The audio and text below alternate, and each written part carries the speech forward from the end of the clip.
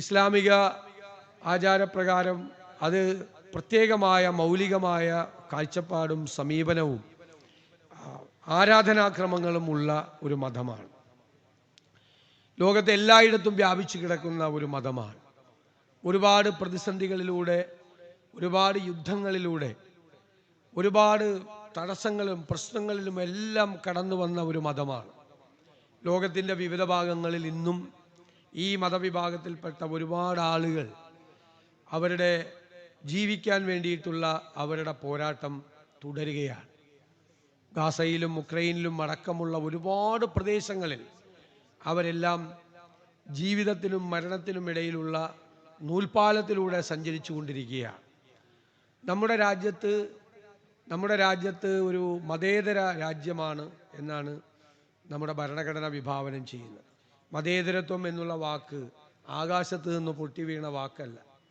നമ്മുടെ 5000 വർഷക്കാലത്തെ നമ്മുടെ രാജ്യത്തിൻ്റെ മഹിതമായ ഒരു പാരമ്പര്യമുണ്ട്. ആ പാരമ്പര്യം ലോകത്തിൻ്റെ വിവിധ ഭാഗങ്ങളിൽ നിന്ന് വന്ന എല്ലാ മതവിഭാഗങ്ങളെയും ഇരുകൈകളും നീട്ടി സ്വീകരിച്ച ഒരു വലിയ പാരമ്പര്യമാണ്. ഇവിടെ ഈ രാജ്യം ഹിന്ദുക്കൾ ഭരിച്ചിട്ടുണ്ട്, മുഗളന്മാർ ഭരിച്ചിട്ടുണ്ട്, രജപുത്രന്മാർ ഭരിച്ചിട്ടുണ്ട്. ഞാൻ മനു എസ് പിള്ളയുടെ ഒരു പുസ്തകത്തിൽ വായിച്ചത്, പണ്ട് അടിമക്കച്ചവടം ഉണ്ടായിരുന്നു, മനുഷ്യരെ അടിമ വ്യാപാരം നടത്തുന്ന കാലം.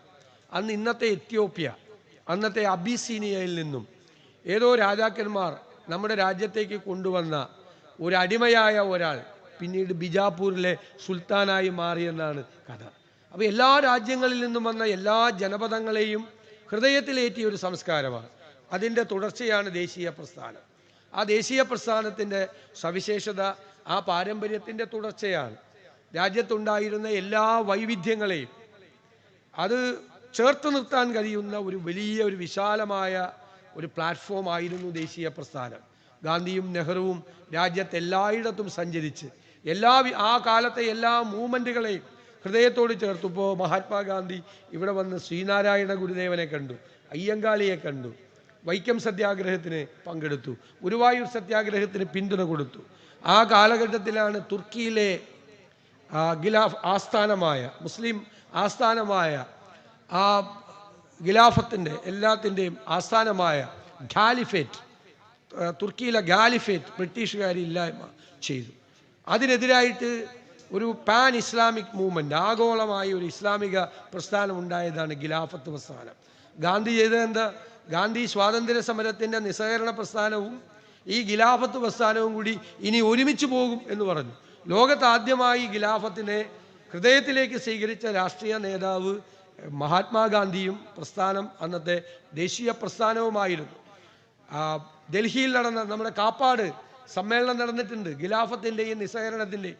മഹാത്മാഗാന്ധിയും ഷൗക്കത്ത് അലി സഹോദരന്മാരും വന്ന് പങ്കെടുത്തത്. അപ്പോൾ ആ ദേശീയ പ്രസ്ഥാനം അതിൻ്റെ വഴിയും അതിൻ്റെ എല്ലാം പ്രോഡക്റ്റാണ് നമ്മുടെ ഭരണഘടന. നമ്മുടെ ഭരണഘടന നൽകുന്ന ആ മതേതരത്വം എന്ന് പറയുന്നത് പാശ്ചാത്യ നാടുകളിലെ മതേതരത്വം അല്ല.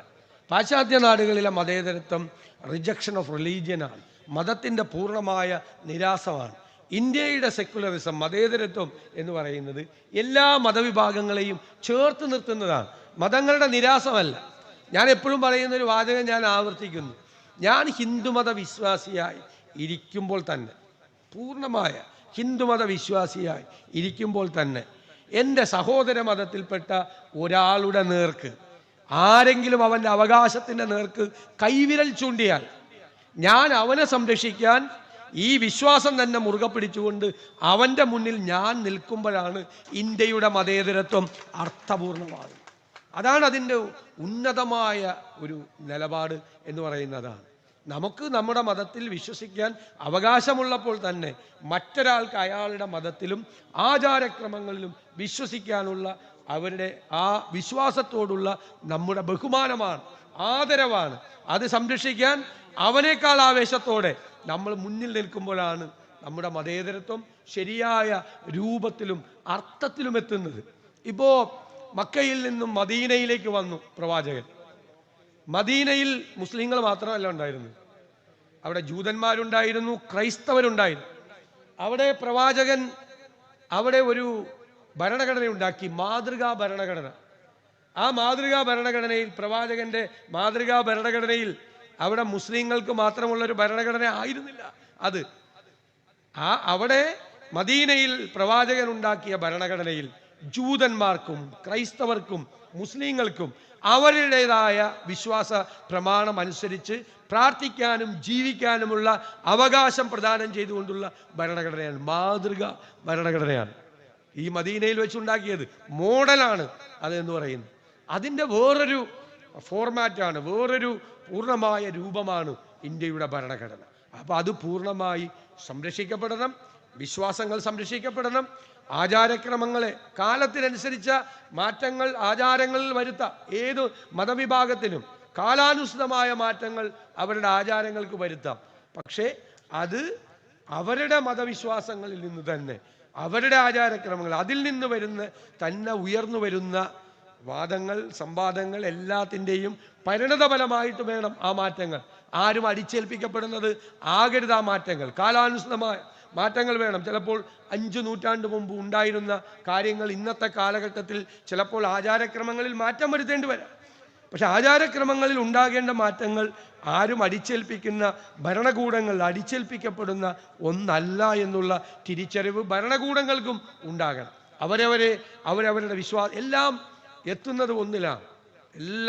എല്ലാ പ്രാർത്ഥനകളും നിങ്ങൾ നിസ്കരിക്കുമ്പോൾ, ദീപാരാധനയിൽ പ്രാർത്ഥിക്കുമ്പോൾ, പള്ളിയിൽ പോയി മുട്ടുകുത്തി എന്ന് പ്രാർത്ഥിക്കുമ്പോൾ എല്ലാ പ്രാർത്ഥനകളും എത്തുന്നത് ഒരു സ്ഥലത്ത് തന്നെയാണ്. പല മാർഗങ്ങളിലൂടെ, പല വഴികളിലൂടെയാണ് എത്തുന്നത്. ദൈവത്തിലേക്കുള്ള, അല്ലേ, സർവശക്തനായ ദൈവത്തിലേക്കുള്ള ആ വിശ്വാസം, അചഞ്ചലമായ നമ്മുടെ ദൈവവിശ്വാസത്തിൻ്റെ അടിത്തറയിൽ നിന്നുകൊണ്ട് നമ്മൾ രൂപപ്പെടുത്തിയെടുക്കുന്നതാണ്. ഇസ്ലാമിന് വേറൊരു പ്രത്യേകത കൂടിയുണ്ട്. ഇസ്ലാം കാരുണ്യത്തിൻ്റെ മതം കൂടിയാണ്. ഉള്ളവൻ ഇല്ലാത്തവന് കൊടുക്കണം എന്ന് കൃത്യമായി നിർദ്ദേശിക്കുന്ന ഒരു സോഷ്യലിസ്റ്റ് മതം കൂടിയാണ്. കാരുണ്യത്തിൻ്റെ മതമാണ്. സങ്കടങ്ങളെ ചേർത്ത് പിടിക്കുന്ന മതമാണ്. ഏറ്റവും വിഷമം അനുഭവിക്കുന്നവനെ ഏറ്റവും കൂടുതൽ സഹായിക്കണം എന്ന് നിർദ്ദേശിക്കുന്ന ഒരു മതം കൂടിയാണ്.